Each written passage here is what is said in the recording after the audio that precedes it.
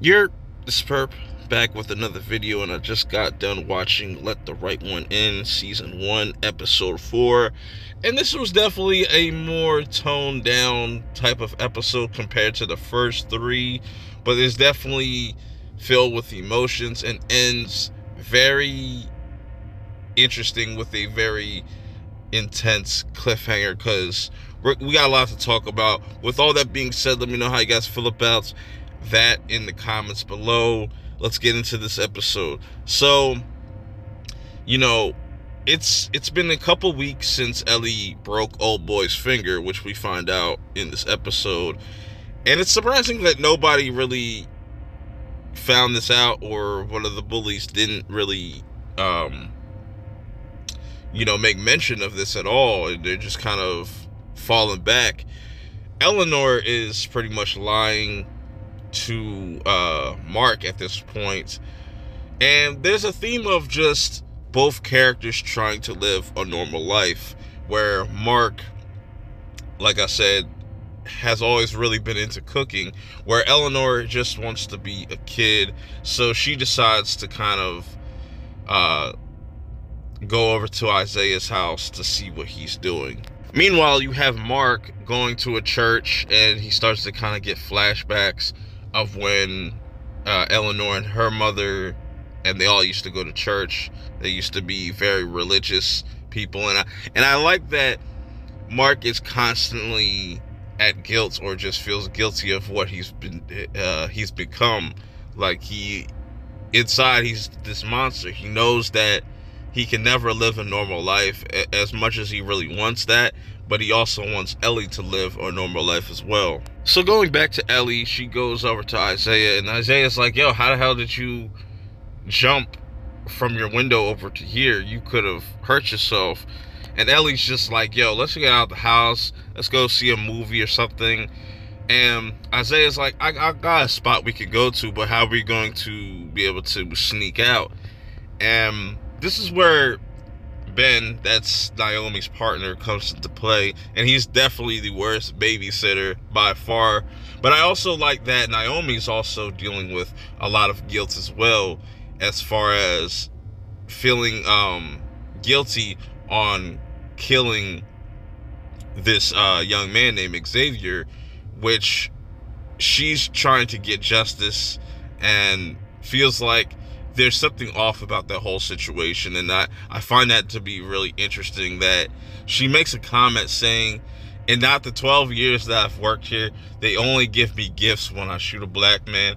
Some people could say like that's very like commentary-ish, or just quote-unquote woke, whatever, but that's facts though. That's definitely something that happens, that, you know, things get kind of overlooked, or you could be at your job, but as soon as you do something to another person that looks just like you, that's when, you know what I'm saying, they kind of cheer. And the story about that is kind of all over the place, and it's going to be interesting to see where they take that storyline. Claire, on the other hand, in this episode, is constantly trying to figure out a painkiller for her brother by testing out on a monkey. And this was a creepy ass scene, seeing her test it on the monkey and then inflicting pain on the monkey, and the monkey just smiling. It's just really creepy.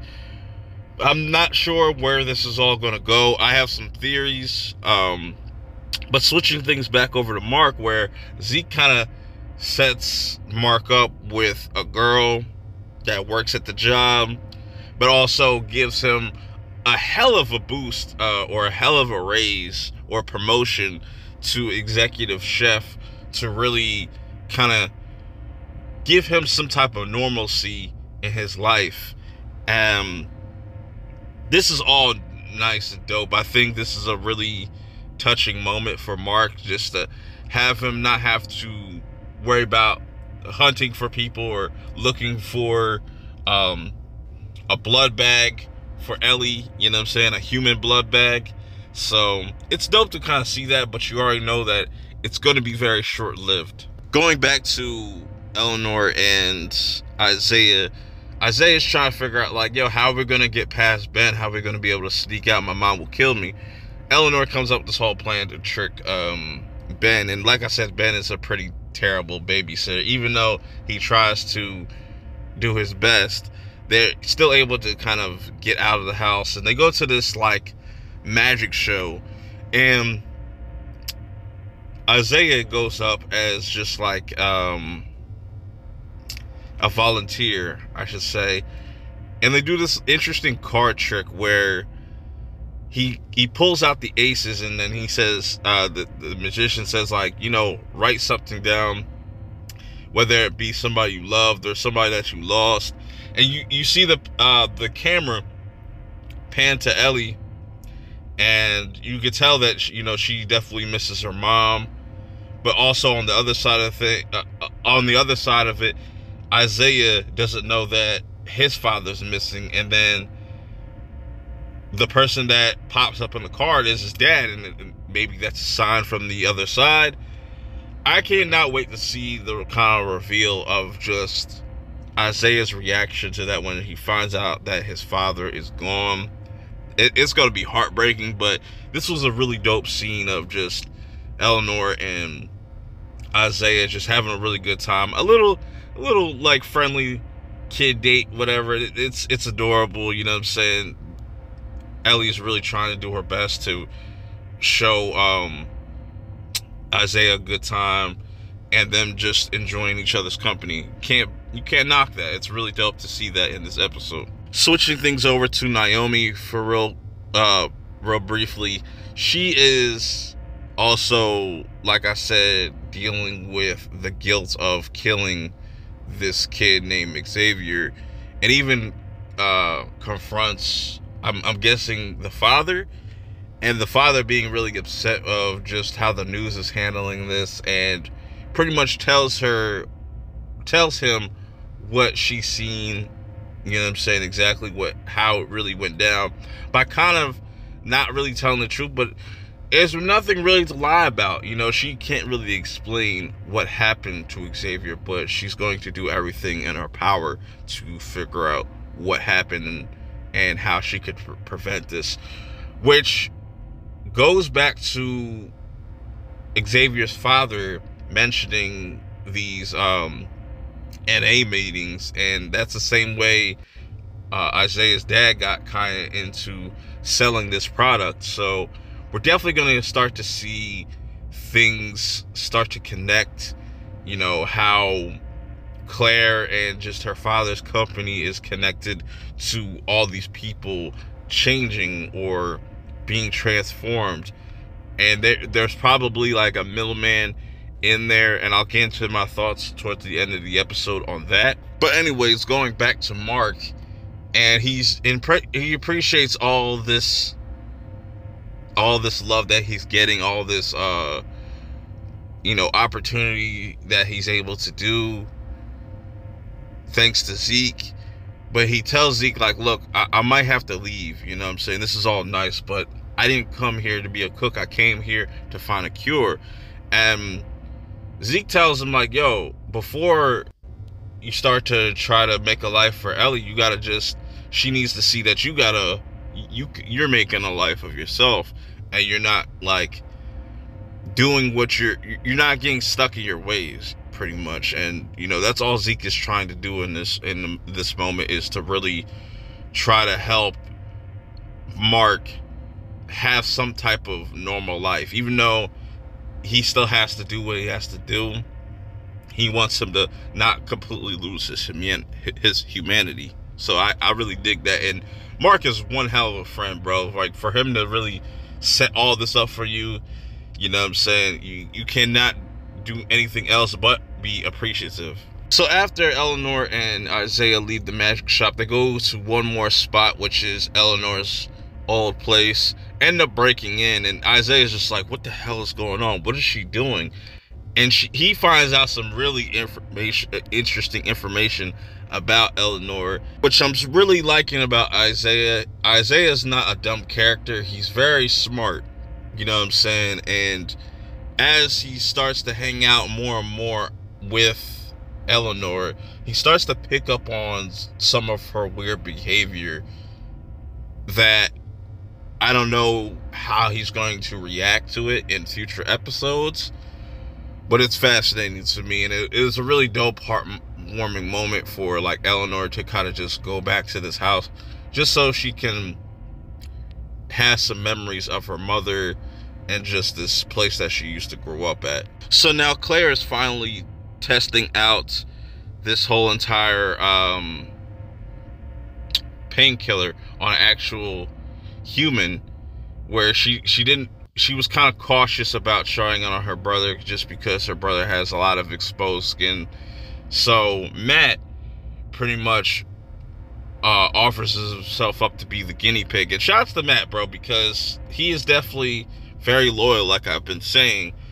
But this is where I believe that in this moment, I think that what's happening to these vampires, or how they're being created, is through this drug, or whatever's in this drug is turning people into vampires.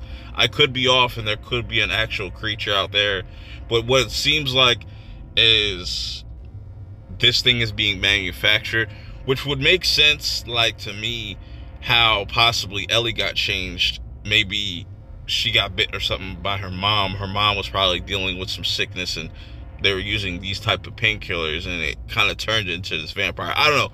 That's just a kind of theory I'm having right now with this. We'll have to wait and see how it all plays out. Let me know how you guys feel about that theory. So then Naomi finally goes to this NA meeting and gets a lot of information that's interesting, that half of the people there have been disappearing. Then you get a quick little scene of Mark really enjoying himself with this lady. I'm drawing a blank on her name, the one that Zeke set Mark up with, and they're just dancing, having a really good time, while Isaiah is just trying to put everything together about Eleanor. You also have Claire finally using this stuff on her brother, and her brother seems to like it. And there's something odd about this painkiller that might have a weird side effect. We'll have to wait and see. Now, as we get towards the end of the episode, Eleanor and Isaiah are finally able to get back to Isaiah's house, but Isaiah just can't help himself by asking him, what is going on with you, Eleanor? Why are you super fast, super strong, able to, you know, jump from my window to your window? Why do your eyes glow? And this is where Eleanor pretty much says, like, look, I could do all these things. I've been 12 for a long time, and I also consume blood. Now, what Isaiah is going to do with all this information does not seem like, based on his facial expression, that it's cool to him. He seems kind of freaked out. I have no clue how he's going to take this. He might try to keep his distance away from Ellie. Who knows? Let me know how you guys feel about, you know, Ellie revealing her secret to Isaiah. But the last scene we get is Mark and Zeke just kind of closing down shop, but then the guy that's been following them for some time ends up being the special ops guy, and I feel like he's probably working for Claire's company, you know, saying Claire's father's company, and they've been kind of picking people off the streets. And he finally confronts Mark, like, yo, who are you? Tell me who you are, who sent you, because he probably thinks that he's a copper of some sort, and he puts a gun on him. And that's pretty much how the episode ends with a really interesting cliffhanger. But like I said, I really enjoyed this episode. I'm liking this series so far. Let me know how you guys feel about this episode. What are your predictions for episode 5 or the future of the series? Till next time, I'm out. Peace.